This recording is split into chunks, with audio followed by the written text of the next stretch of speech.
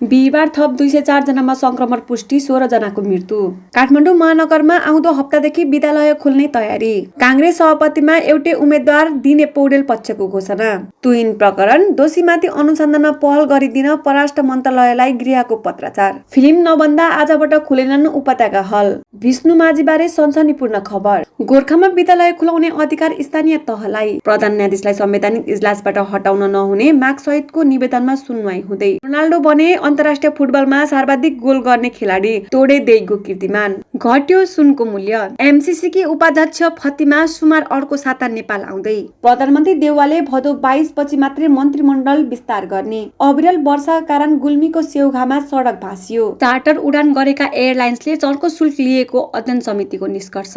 भोलिबाट उपत्यकाको फोहोर उठाइने, स्थानीयले अवरोध गरे बल प्रयोग गर्ने चेतावनी। राजनीतिक दल सम्बन्धी अध्यादेश सरकारले फिर्ता लिने। चाहन्छु फास्ट खबर नेपालमा। फास्ट खबर नेपाललाई सब्स्क्राइब गर्नु भएको छैन भने कृपया सब्स्क्राइब गर्नुहोला। अब लागौँ आजको विषयतर्फ। नेपालमा बिहिबार थप 2004 जनामा कोभिड-19 संक्रमण पुष्टि भएको छ। देशभर गरिएको 10,658 पीसीआर परीक्षणका क्रममा 1,629 जना र 3,992 एन्टिजेन परीक्षणको क्रममा 385 जनामा कोरोना संक्रमण पुष्टि भएको छ। स्वास्थ्य मन्त्रालयले जानकारी दिएको छ। यो सँगै नेपालमा कोरोना संक्रमितको संख्या 8,48,208 पुगेको छ। त्यस्तै कोभिडका कारण थप 16 जनाको मृत्यु भएको छ। नेपालमा हालसम्म कोभिडका कारण 10,786 जनाको मृत्यु भएको मन्त्रालयले जनाएको छ। त्यस्तै थप 1,846 संक्रमित कोरोना मुक्त हुँदा हालसम्म नेपालमा 7,21,182 संक्रमित कोभिड मुक्त भएका छन्। काठमाडौँ महानगरपालिकाले आगामी हप्तादेखि विद्यालय खोल्ने तयारी गरेको छ। स्मार्ट लकडाउन कार्यविधि अनुसार काठमाडौँ जिल्ला कोभिड-19 सङ्कट व्यवस्थापन केन्द्र DCCMCले विद्यालय खोल्न सक्ने भनेपछि महानगरले तयारी थालेको हो। महानगर शिक्षा शाखा प्रमुख रामप्रसाद सुवेदीले शिक्षा समितिका पदाधिकारी छलफल गरेर आउने हप्तादेखि खोल्ने तयारी भइरहेको बताए। प्रशासन कार्यालयले स्थानीयले विद्यालय खोल्न सक्ने भनेको छ। त्यस्तै शिक्षा समितिका पदाधिकारीसँग बसेर छलफल गरिरहेका छौँ। आगामी हप्तादेखि खोल्ने गरी प्रयास गरिरहेका छौँ। जिल्ला प्रशासन कार्यालयले बुधबार जारी गरेको आदेशमा भौतिक उपस्थितिमा पठन पाठन सञ्चालन गर्ने भए स्मार्ट लकडाउनको प्रावधानभित्र रही स्थानीय तहहरूले जिल्ला कोभिड-19 सङ्कट व्यवस्थापन केन्द्रसँग समन्वय गरी विद्यालयहरू सञ्चालन निर्णय गर्न सक्ने भनेको थियो।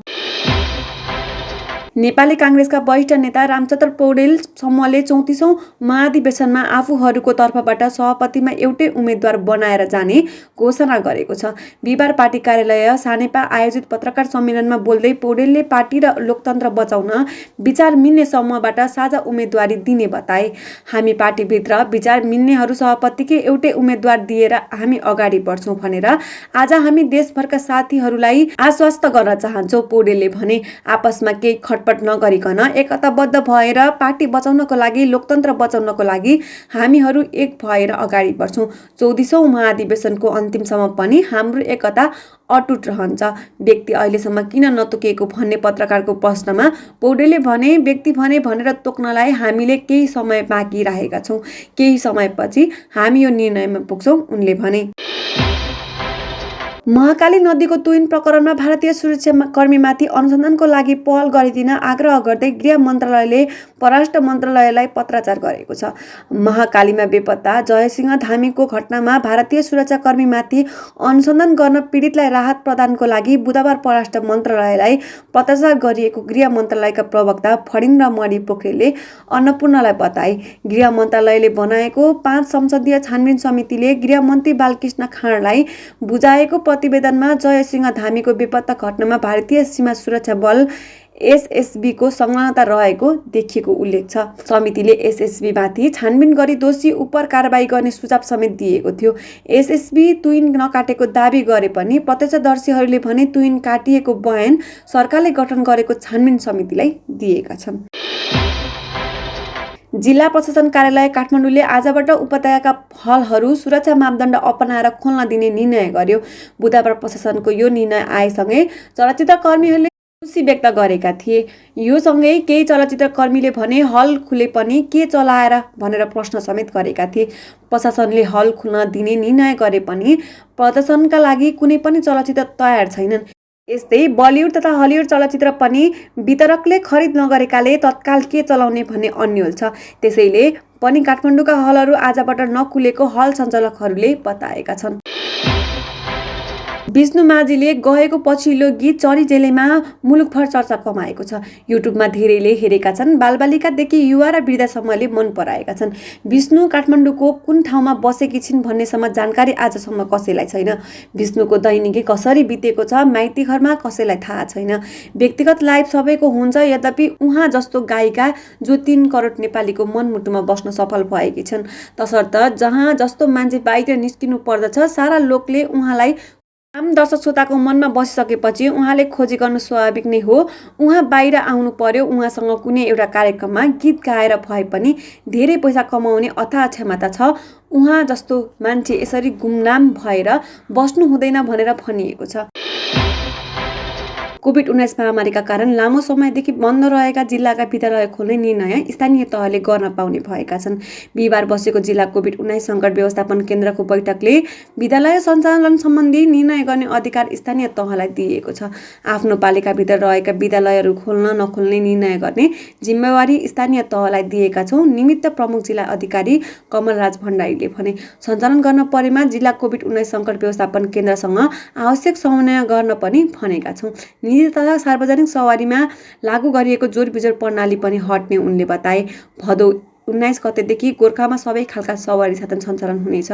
पसल तथा होटल व्यवसाय सञ्चालनको अवधि पनि थप गरिएको छ। होटल बाहेकका अन्य व्यवसाय बिहान 5 देखि साँझ 7 बजेसम्म सञ्चालन गर्न पाइनेछ।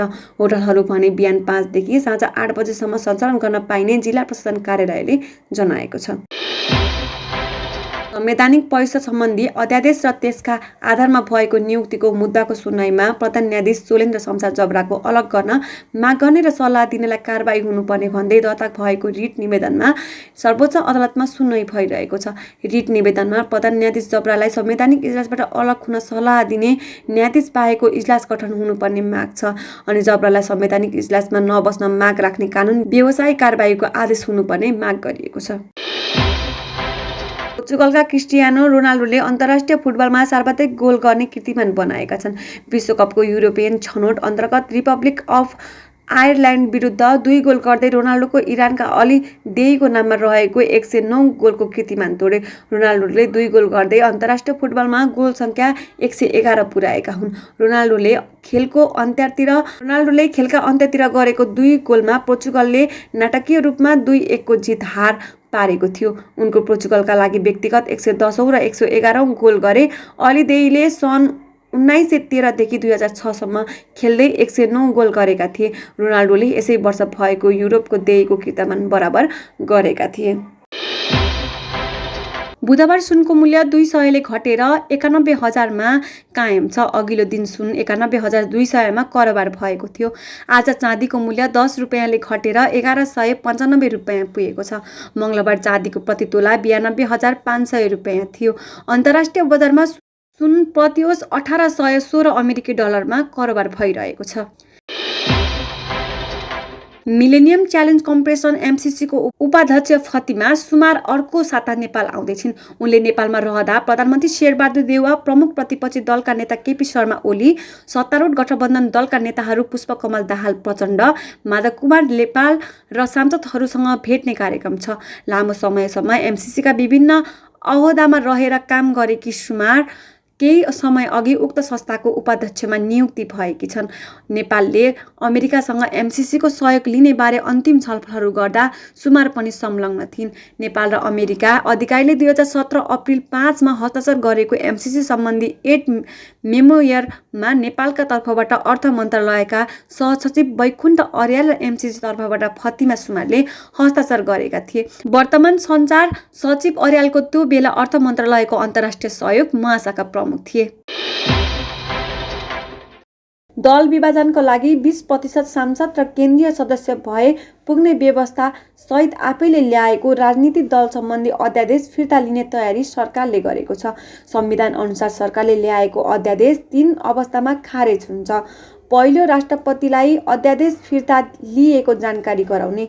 यसअघि प्रधानमन्त्री केपी शर्मा ओलीले गत साउनमा संवैधानिक मन्त्री परिषद अध्यादेश राष्ट्रपति खारेज गराएका थिए। अहिले पनि सरकारले त्यसै गरी राजनीतिक दल सम्बन्धी अध्यादेश खारेज गराउन सक्छ।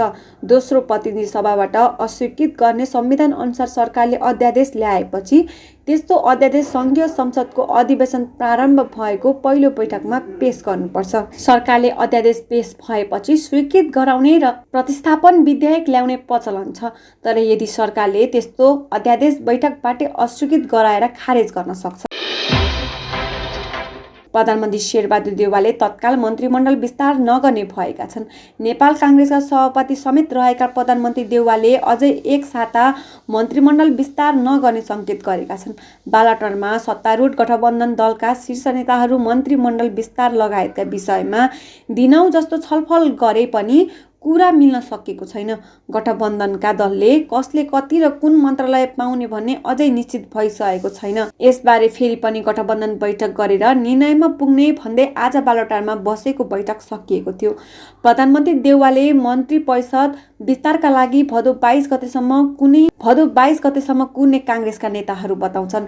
माधव कुमार नेपाल अध्यक्ष रहेको नवगठित नेकपा एकीकृत समाजवादी पार्टीमा जाने वा नजाने भदौ 22 गतेसम्म निर्णय गर्न निर्वाचन आयोगले प्रदेशका सांसद र स्थानीय तहका जनप्रतिनिधिलाई समय दिएको छ। अविरल वर्षासँगै गएको पहिरोले मदन भण्डारी राजमार्ग अन्तर्गत गुल्मीको तघाम सिमलिटार खण्डको सेउघामा सडक भाँसिएको छ। सडक छेउको घ्याबिङ वालसहित सडक भाँसिएर पहिरो जाँदा 2वटा घर समेत जोखिममा परेका छन्। रेसुङ्गा नगरपालिका 4 सेउघामा पहिरोले कालोपत्रे सडकको आधाभन्दा धेरै भाग भत्किएको छ। सडक भाँसिएपछि आवत जावत जोखिमपूर्ण बनेको छ। अहिले एकतर्फी रूपमा सवारी साधन सञ्चालन गरिए पनि धेरै भाग चर्किएकोले थप पहिरो जाने जोखिम बढेको छ। सडकको नजिकै रहेको नेत्र कुँवर नर्मदा कुँवरको घर जोखिममा रहेको रेसुङ्गा नगरपालिका वार्ड नम्बर 4 का अध्यक्ष विजय मरासिनीले जानकारी दिए। बुधबार शेयर बजार 1 अङ्कले बढेको छ। 1.14 अङ्कले बढेर परिसूचक नेप्से 2976 अङ्कमा कायम भएको छ। परिसूचक जम्मा 1 अङ्कले बढे पनि धेरैजसो कम्पनीको मूल्य घटेको छ। यस दिनमा जम्मा 68 कम्पनीको मूल्य बढ्यो भने 105 कम्पनीको मूल्य घटेको छ। त्यस्तै 11 कम्पनीको मूल्य स्थिर रहेको छ। त्यस्तै कारोबार रकम पनि घटेको छ। हिजो 13 अर्ब 25 करोड रुपियाँको सेयर किनबेच भएकोमा आज जम्मा 9 अर्ब 35 करोडमा खुम्चिएको छ। ब्याङ्किङ 7, होटल तथा पर्यटन 130 र जीवन बिमासम्म 34 अङ्कले बढे। अरू सबै समूह घटेका छन्। व्यापार 7, विकास ब्याङ्क 40, जलविद्युत 29, फाइनान्स 76, जीवन बिमा 63, उत्पादन 2 र अन्य 1 माइक्रो फाइनान्ससम्म 5 अङ्कले घटेको छ। कोरोना भाइरसको महामारीका बेला यात्रुको उद्धारका लागि खटिएका जहाजले चार्टर उडानमा चर्को भाडा लिएको एक अध्ययनले देखाएको छ। चार्टर उडानमा बढी भाडा लिएको गुनासो आएपछि संस्कृति पर्यटन तथा नागरिक उड्डयन मन्त्रालयले गठन गरेको छानबिन समितिको अध्ययनले यस्तो देखाइएको हो। समितिले बुधबार मन्त्रालयका सचिव यादव कोरेलालाई प्रतिवेदन बुझाएको छ। प्रतिवेदन अनुसार केही एयरलाइन्स चार्टर उडानका दौरान तोकिएको भन्दा बढी भाडा लिएको उल्लेख छ। सरकारले 7 असारमा नेपाल नागरिक उड्डयन प्राधिकरणको महाप्रबन्धक राजन पोखरेलको संयोजकत्वमा छानबिन समिति गठन गरेको थियो। समितिले अध्ययनको क्रममा सर्वसाधारणसँग बढी भाडा लिएको प्रमाणसहित उजुरी पेश गर्न भनेको थियो। सो क्रममा कुल 25वटा उजुरी प्राप्त भएका थिए। समितिलाई प्राप्त उजुरी मध्ये कतार एयरवेजलाई 16वटा, टर्किस एयरलाइन्सलाई 7वटा र हिमालय एयरलाइन्सलाई 7वटा उजुरी परेको थियो। यसमध्ये कतारले 9वटा टिकटमा तोकिएको भन्दा बढी भाडा लिएको पाइएको समितिले जनाएको छ। टर्किस एयरलाइन्सले 2वटा र हिमालय एयरलाइन्सले समेत 2वटा टिकटमा तोकिएको भन्दा बढी भाडा लिएको यात्रु उडाएको देखाइएको छ। समितिले निर्धारित भाडाभन्दा बढी भाडा लिने कम्पनीहरूमाथि विस्तृत अनुसन्धान गरी कारबाही गर्न समेत सुझाव दिएको छ।